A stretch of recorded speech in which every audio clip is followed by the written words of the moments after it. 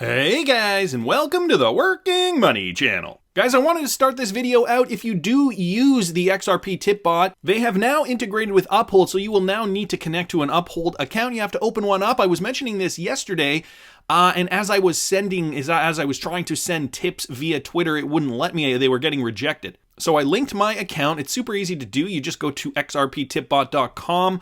And it tells you what to do from there. Nothing difficult if you already have an Uphold account. If you do not have an Uphold account, you should probably open one. Just wanted to get that out there for, oh right, and so this is the reason why I'm saying this, because even after I linked my Uphold account, the people who I wanted to send tips to could not receive the tips because they had not linked their Uphold account yet. So just wanted to remind you guys about that. The market's looking up, guys. This is Bitcoin on the hourly, and we saw significant movement over the last couple of hours. Bitcoin went from about 9,500 all the way up to roughly 9,800 per BTC. Right now trading at 97.75, and XRP following that trend roughly as well. We saw some significant movement here, went from 0.202 to 0.205. Wow. It doesn't sound like a lot, but guys, in the grand scheme of things, it is just moving with Bitcoin. Bitcoin appears to be moving faster and more furiously.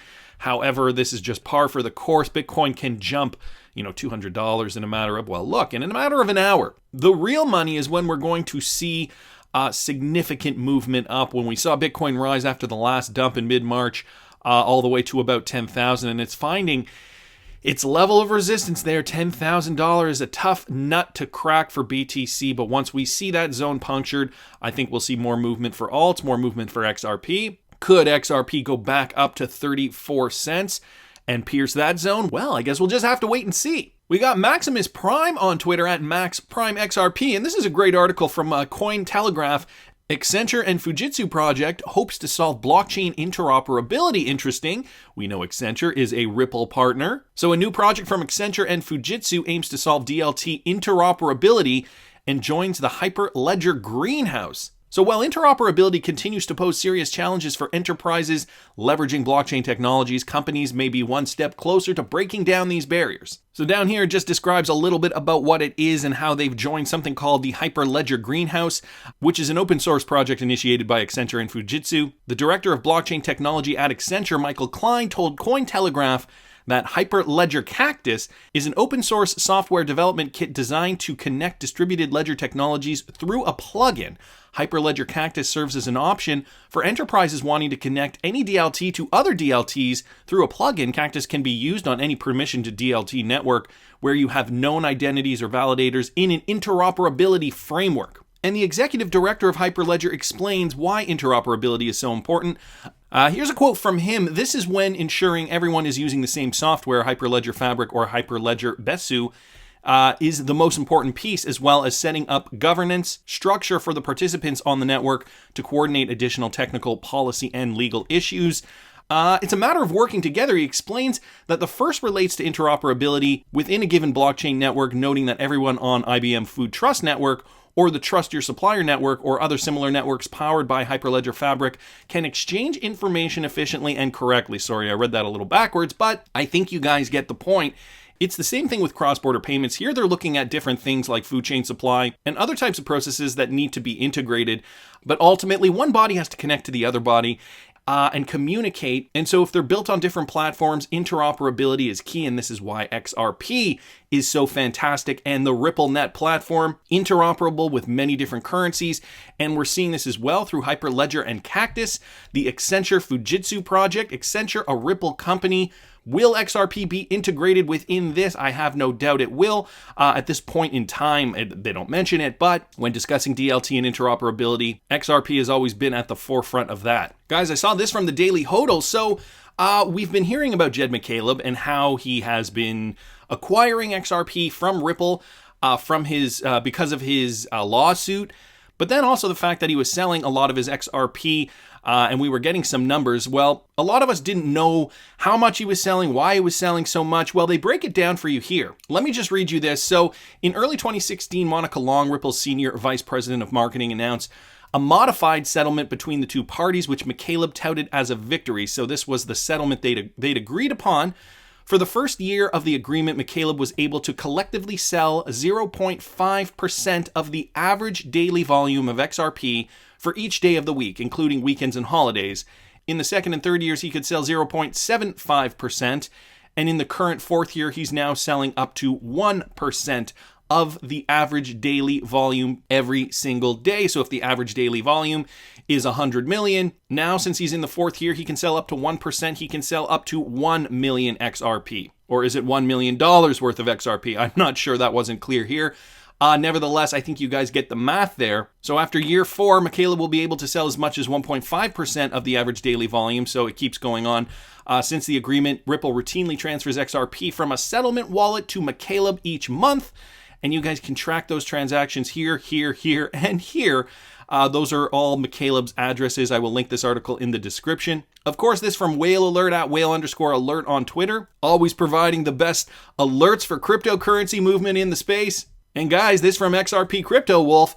DTCC experiments with asset digitization and DLT. So DTCC, interesting. The Depository Trust and Clearing Corporation has unveiled 2 new projects, codename Eon and Whitney, to experiment with asset digitization, distributed ledger technology, and asset tokenization for post-trade settlement in the public and private markets. Looking at post-trade settlement, so Project Eon is an extension of DTCC's ongoing efforts to modernize its core clearing and settlement processes. Developed as a proof of concept, the project reimagines the public markets settlement processes through the application of asset digitization and DLT. Murray Posmanter, head of Clearing Agency Services and Global Operations and Client Services at DTCC, says the depository is currently engaging with the industry to asset market demand. Before I go on with his quote here, I just want to remind you guys, this tweet from Wrath of Kahneman on Twitter, the DTCC has released a white paper with Ripple implementing Accenture about DLT governance. So again, another Accenture connection with DTCC linked together with Ripple. So back to this quote here, Project Eon is about working with the industry to further the value proposition on accelerated settlement. This is the key of what they want to do, settlement to be accelerated, and what better way to do that than through XRP. So leveraging new capabilities such as DLT and tokenized securities, and to learn how DTCC can best deploy these technologies to deliver additional value to clients and the industry. He says Project Whitney is a prototype focused on exploring the potential of asset tokenization and digital infrastructure to support private market securities from issuance through secondary markets. So they're also looking at private markets, and they say that they are ripe for increased levels of automation and lack much of the infrastructure that has supported the public markets for decades. So looking to increase settlement, looking for that efficiency there. DTCC connected with Accenture, which is also a Ripple partner. Interesting to say the least. Thanks so much, XRP Crypto Wolf, for posting that. Guys, I also saw this from crypto_dash at crypto_ODL on Twitter. XRP is finally listed on ShapeShift. So guys, this news from ShapeShift. So ShapeShift platform and KeepKey wallet now support XRP. On May 18th, ShapeShift announced the addition of XRP to its platform. So this, the official tweet from ShapeShift. XRP is now available on ShapeShift. Send, receive, and trade Ripple commission free with your KeepKey on the ShapeShift platform. Still calling it Ripple, nevertheless. A step in the right direction. Users can now send, receive, and trade XRP with their KeepKey wallet on ShapeShift. KeepKey, a ShapeShift product, was the first hardware wallet to be integrated on ShapeShift. It allows users to quickly exchange cryptocurrencies via the ShapeShift integration directly from their wallet. The KeepKey wallet has been added to our XRP ecosystem, so those of you guys interested in ShapeShift, now you can trade XRP with your KeepKey wallet. And ShapeShift sticks with me, I'll tell you guys why. In 2017, when I was frustratingly trying to convert my Bitcoin to something else so that I could send that to Binance, I think I was trying to exchange it to Ethereum, so that I could send that over to Binance because Binance was the only place I could buy XRP at the time. I thought, okay, here we go, ShapeShift, they will be able to help me out. And sure enough, it was one of the many platforms that fell flat on its butt. Tied up so many people using the platform, I couldn't get anything from them. I'm sure they have changed since then. Now they've actually added XRP, and this just goes to my point that so many of these exchanges are adding XRP because of the fast and efficient transfer. Okay, this next bull run, if all our information is accurate and we see, for example, institutional money coming in and we see more volume and we see Bitcoin hit 6 figures, this is really going to change the game. This is going to be like the last 2017 bull run, but on steroids. And so these guys, ShapeShift, all these exchanges, adding XRP as a base pair, as that trading mechanism, as that converting cryptocurrency, realize, look, we need this because people won't be able to convert their whatever to whatever, and then they'll get mad at us because our customer service lines are slammed. That was the other thing. I sent an email to customer service around that time. I think I didn't get an email back till about 2 or 3 weeks later. When the bull run was all said and done? Are you kidding me? True story. Anyways, it sounds like ShapeShift has learned their lesson and has now added XRP. Guys, this from Matthew Liny on Twitter. WAYA, a Ripple partner for remittances across Africa, is now solving cross-border payments in the country. A simple task of making a payment from Ghana to countries like Togo was quite difficult before and frankly very expensive. So if you owed a person 500 Ghana credits in Togo, it was cheaper and faster to physically take a bus across the border to deliver the money in person than sending 500 Ghana credits through a bank and paying almost 300 Ghana credits in transfer charges and waiting for 3 days for the person to receive the money. Okay, this is what they were doing before. Now Ripple is fixing that with the WAYA partnership. They're here to ensure that payments and transfers across Africa are as simple and as instant as local mobile money transfers. WAYA, through its financial technology, is providing cross-border and cross-network payments and money transfer solutions for Africans through their interoperability platform that connects with banks, mobile money operators, and other digital payment providers. Mobile money transfers that are interoperable, guys. So many currencies around the world and so many people on this planet. This is why we need XRP, that currency that sources the liquidity needed in order to transfer funds quickly and efficiently. And not only that, cheaply. A lot of people in a lot of these countries cannot afford the exorbitant fees. Actually, scratch that. People who send money abroad tend to not be able to afford those fees in general because just statistically they tend to be poorer people. Okay, a multimillionaire isn't sending his multimillionaire son $200 across borders and paying 40% fees to do so. With more efficient money transfer services utilizing XRP to source that liquidity, we are going to see the democratization of moving money, hence creating the level playing field. Guys, you got to pay attention to this next blog post. Guys, this from XRP Crypto Wolf. I'm not going to get into his blog, but I will link his blog here. It's really interesting. The cryptocurrency XRP bull run and what always happens after every Bitcoin halving.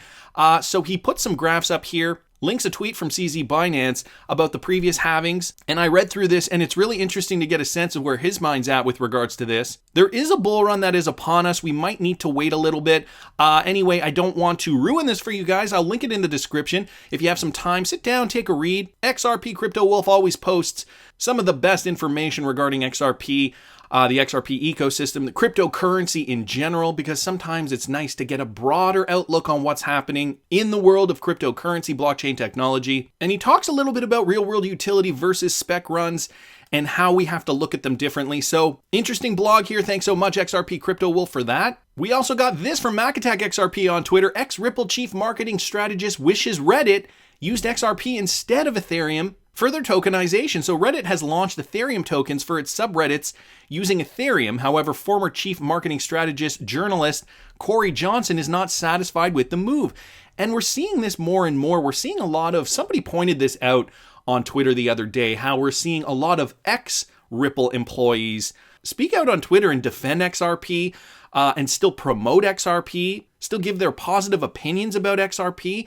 Now, remember, these guys are ex-Ripple employees and they're still doing this. So what does that tell you about the project that they had formerly worked on? No ill will there, other than maybe Jim McCaleb, a little bit, I don't know. I don't know the entire story, so I really shouldn't speculate. Nevertheless, Corey Johnson, an ex-Ripple employee, saying that Reddit should have used XRP. So Corey Johnson, who saw the tokenization agenda as a great opportunity, wished the social platform used Ripple's native token XRP instead of Ethereum. Since Corey did not give his reasons, the cryptocurrency community was agape. This does not mean Ethereum's delayed transaction glitches and some smart contract issues have vanished. While Corey's statement could have been based on several things, Ethereum is a widely used blockchain technology adopted by big firms including Google and some respected banks across the world. He tweets here, I also wish Reddit had used XRP for this project, not ETH. So interesting statement from Corey Johnson. Interesting that Reddit decided to go the Ethereum route. And I wanted to thank MacAttack XRP for posting that. And guys, you know when you hear it and you just can't explain why it makes you feel all tingly inside? Here's a tweet from Real XRP Boy on Twitter at boy_XRP. And this is David Schwartz essentially explaining in the way that he does, you know, a little bit of a techie slant on this. But, and I don't know if it was an actual direct response to Matty Greenspan's misinformation about XRP or not. But to give you a little bit of context, let me click on this. This is from Mickey B. Fresh at Mr. Fresh Time. David Schwartz crushes Matty Greenspan's misinformation about XRP in variant checking. And so the quote down here, I can send an email for free. What's your point? This is from Matty Greenspan himself. XRP does not have a credible claim to digital scarcity. And so David Schwartz refutes this by explaining exactly how the code works. I'm going to play this for you guys here. What happens in the XRP ledger is when a transaction finishes executing, it makes sort of a recipe of the changes that it's going to make. And those changes can be checked to see whether they comply with system rules.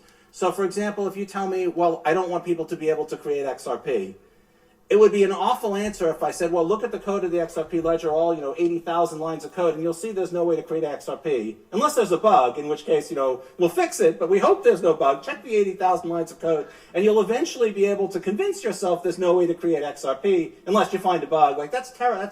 You can see how awful that answer is. So instead, there's a line of code that literally says, you can't create XRP. A view that creates XRP cannot be applied to the ledger. The view is literally thrown out. And it's replaced with a big flashing, this transaction would have created XRP if we executed it. Someone find and fix the bug. And then you can find and fix a bug because you can rewind the system to the state it was in when it tried to execute that transaction and figure out how it failed without corrupting the public ledger. I think that's one of our most important innovations, is that invariant checking. So David Schwartz here schooling Matty Greenspan on the type of code that is needed in order to refute a command to create more XRP. Matty Greenspan, of course, not taking it lightly. Ha ha ha, nobody can create XRP except me. I mean, come on, Matty, do you really think they're going to do that, though? These Bitcoin maximalists sometimes, I really don't get it. Well, I do get it, but, they're grasping at straws here. They're trying to make any claim possible in order to throw dirt on Ripple and XRP because they know it is part of a future plan that will crush Bitcoin. At least Bitcoin as a payment, I don't even know why they spend the time getting their knickers in a knot. Bitcoin is still around. It is still used as a store of value, kind of like a stock, right? You put money in, Bitcoin rallies, and then it goes down 95% over the next 3 years or so. Then it rallies again. At least that's what we've been seeing. But the fact of the matter is nobody is using Bitcoin for payments. That's just not going to happen. It is not scalable. It is not efficient. It costs too much. It takes too long. Guys, get over it. It's game over. The idea of Bitcoin was great at that time, but we have come now to find a better Bitcoin, and this is XRP. It was created out of Bitcoin's problems. Okay, it was created to be better than Bitcoin. So how can you say it is not better than Bitcoin? There were engineers working to make it specifically so that it was better than Bitcoin, a Bitcoin 2.0, as we've heard it been called many, many times. So anyway, thanks so much, Mickey B. Fresh, and originally posted by Real XRP Boy on Twitter. Thanks so much again for posting that. And when you keep hearing it in the news, when these high-up government officials keep describing XRP without saying XRP, well, I thought this was great. This next tweet here from Peter Pumpkin Eater on Twitter. Yes, I'll have some. XRP and XRPL's utility bull run will start in tandem with regulatory policy being clear and ubiquitous. I think it's this year. I agree, by the way. I think XRP will decouple from Bitcoin and price due to investment demand will melt faces. Can I get an amen? Amen, brother. Amen. Let me just play you this. A great little video put together by, I'm assuming, Peter Pumpkin Eater. Maybe he's retweeting this from someone else who put this together. Anyway, this term is important. It is being used by our leaders when talking about our banking system. Let me play you this. Making U.S. companies competitive. We need to create a level playing field for U.S. companies to be able to compete in the world, and they just haven't had that opportunity. We've got European engine, we've got the Chinese engine, we've got the US engine of this economy. Multipolar world, you need a multipolar currency. The question is, how do you get there? And I laid out some ideas of how you would get there.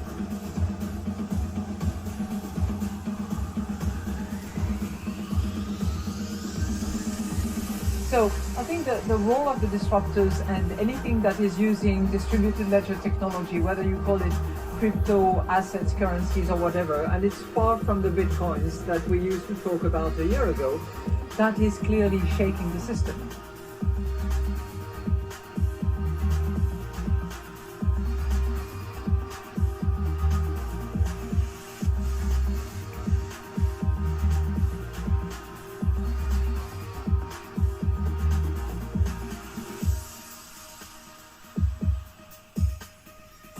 And when you think about all the people who send money, they may work in one country, send money back home. They generally do that through organizations that charge 5 to 10%. Yeah. There is a need, whether it's a Libra or something else, to democratize the exchange of foreign currencies. Today, with computers and electronic market, there shouldn't be that. It should be 10 basis points, 5 basis points. It's not percent. And so I actually believe the idea around Libra, I don't think we need to create a new currency, but the technology to instantaneous calibrate all the currencies, that should be done. I think we are about to see massive disruptions, but clearly the way in which it cuts off there. So all these higher ups in government talking and describing what can only be XRP. We know about the connections. These guys aren't saying it by name. They don't want everybody to go out and buy up all the XRP. They want to keep it a secret until it's eventually rolled out and then let the public run with it. Luckily, you and I have been doing our research over these last few years. We can see where this is going. In the meantime, we're going to enjoy a lovely spec run before real-world utility kicks in. But that's just my opinion. I want to hear what you guys think. Please subscribe to the channel if you haven't already. Like the video if you like the content I'm providing. I always love hearing your comments. See you in the next one, guys.